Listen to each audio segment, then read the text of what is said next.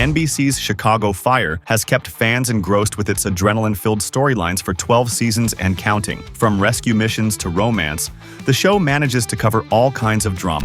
Collider goes behind the scenes to find out what makes the series a hit. Chicago is featured heavily throughout the series, making it one of the most important characters. Viewers familiar with the city will recognize some of its most famous landmarks in the show, such as Millennium Park, the Bean, and Navy Pier. As far as the crew's favorite spot to film, co-executive producer Demetra Diamantopoulos says Lakeshore because of its spectacular view of the city's skyline. Every shooting location is carefully considered and selected to serve the story. Are the people we're rescuing affluent or poor or somewhere in between? Diamantopoulos asks of every person who needs rescuing. If it's a blue-collar or middle-class family in the story, we might film in Pilsen or Bridgeport. More affluent characters might lead us to Lincoln Park or the Gold Coast. The show does an admirable job of representing a wide swath of Chicago neighborhoods, not an easy task considering how big the city is. Hey! Pull down over! Firehouse 51 is inspired by a real Firehouse Chicago Fire Department engine 18. While many scenes are filmed at Cinespace Film Studios, a large number of exterior and interior scenes are filmed on location. Diamantopoulos tells NBC that the Firehouse is a second home for cast and crew. We find ourselves filming there at least 3 days a month. The members of that house treat us well, and we feel that they are part of the Chicago Fire family. While the cast and crew are filming fictional emergencies at the Firehouse, the real firefighters still have to work around them to respond to actual emergencies, just like the ones being dramatized on the show. Wild, and a pretty gracious offer on the part of the Firehouse, if you ask us.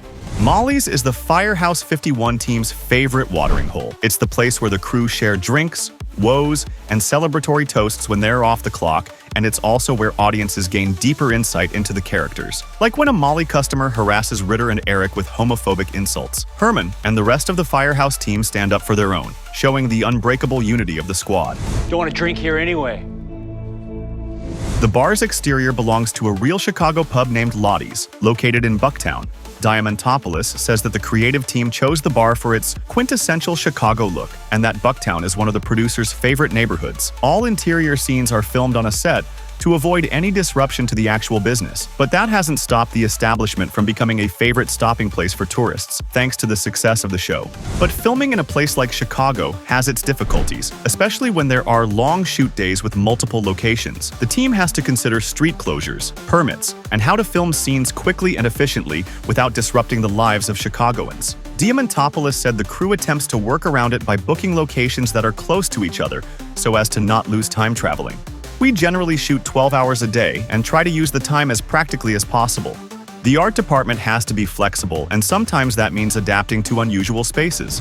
It's a fire that will never go out. When Brett and Casey's plans to marry at the Shed Aquarium fall apart because of a scheduling snafu, they move their celebration to a local aquarium store. According to Diamantopoulos, the crew shot in a real Chicago aquarium store named Tank It Easy, and like Brett and Casey, had to make unexpected adjustments. The look of the place was so specific, with elements that were difficult to move around, that we sort of just went with what they had and added our own wedding flair to it. But they pulled it off, and Brett and Casey got the happy wedding scene they deserved. Everyone at 51 knew. You two should have got married before you did. There's another big, non-human character, or shall we say, villain in the series, and that's the fire. For years, the Firehouse 51 gang has fought out-of-control blazes, car explosions, and broken electrical wires, and the person responsible for controlling the flames is none other than pyrotechnic master John Milinak. Infernos are dreamt up in the writer's room and are often based on real-world events. Milinak is then consulted on what is possible to create and what isn't. Once scripts are locked, Milinak goes to work to make things ready for shooting, like preparing a burn stage with all of its elements for early morning filming. Such work requires a lot of preparation, and actor safety is a top priority. We have to keep heat exiting all the time, says Milinak. With regards to keeping the set sustainable to work in, the pyrotechnics team even adjusts flame levels to the comfort of individual actors and to show them what is happening at all times so that they can focus on their performance. If we're doing a big fireball mortar, we'll estimate its pressure and show that to them, mentions Milinak as an example. As for visuals, fire and smoke can be fickle.